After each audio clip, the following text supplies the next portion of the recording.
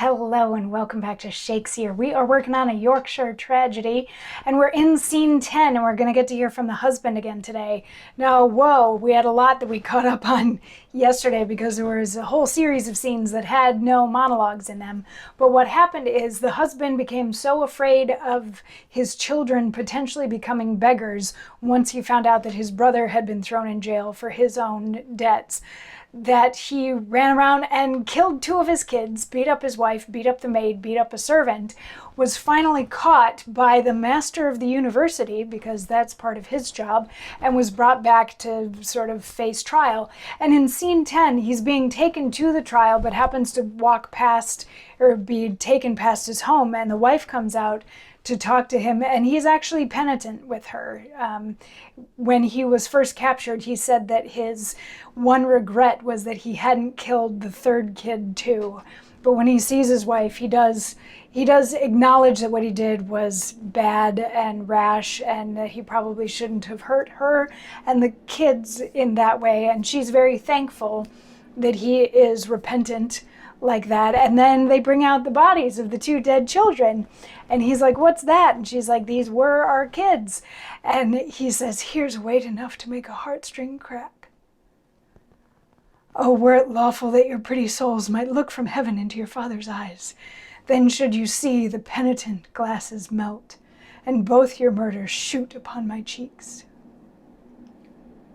But you are playing in the angels' laps, and will not look on me, who, void of grace, killed you in beggary.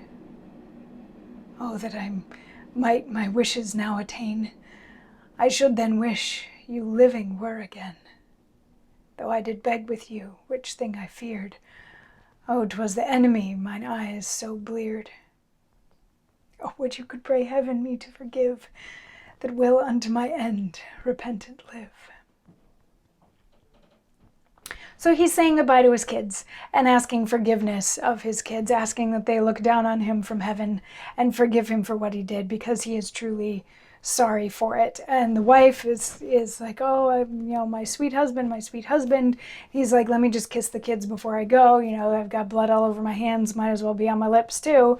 So he kisses the children and he tries to say goodbye to the wife, and he is escorted out to go to trial, and it's just the wife and the master of the university is now left.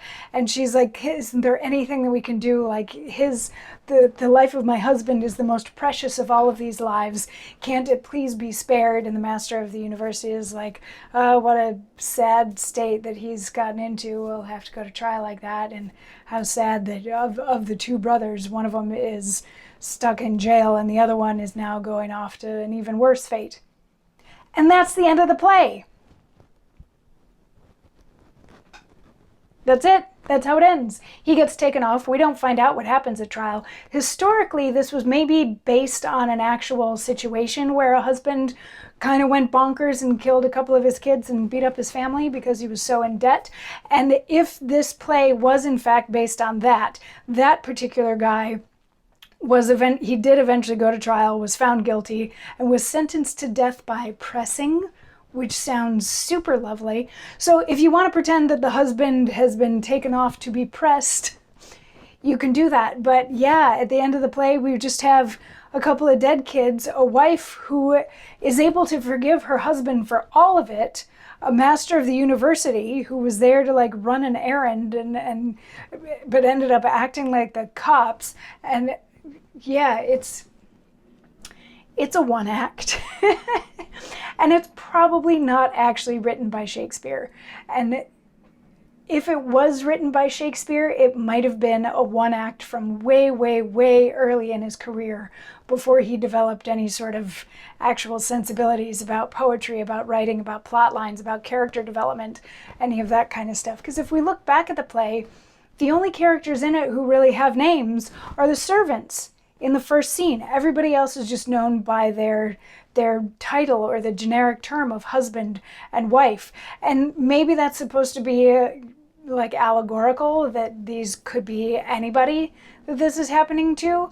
Or it could be laziness because he was painting really broad strokes with his characters. The wife is pretty consistent throughout. She's meek and submits to the husband the whole time, and yeah, she loves her kids, but she keeps putting the husband first.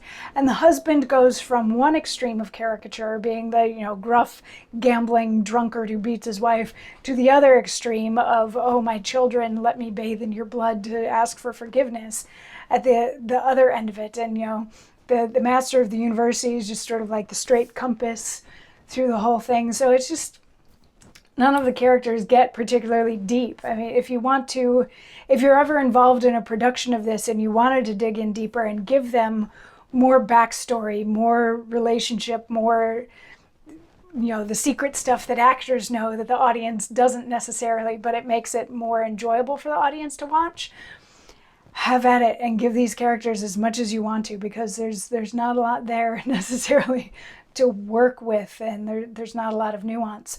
And I do also find it interesting that in this last speech of the husbands, and also in the way that the master of the university ends the play, the verse gets into rhyming couplets, which were often used in Shakespearean plays to denote some sort of play or whimsy or fun, something like that. But this is, he's saying goodbye to his kids. He's mourning the death of his kids and asking for forgiveness, but in rhyming couplets. So is it supposed to be funny?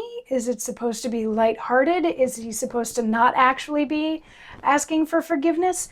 These are all questions that you could delve into if you ever get into a production of this. And if you do get into a production of this, please let me know, because I'd like to see what you do with it. So yeah, that is a Yorkshire tragedy. I told you it was going to be short. I told you we were going to get through it real quick, and we did. I don't even know if that was a week. It might have been just about exactly a week on this play. But it means that tomorrow is new play day, and we're going to dig into Double Falsehood, which is yet another, it's actually the last of the apocryphal plays. So that'll be fun. Come on back tomorrow and we'll launch into Double Falsehood. It's a comedy. Maybe. No, it's classified as a comedy. Anyway, I will see you tomorrow for that. Mwah.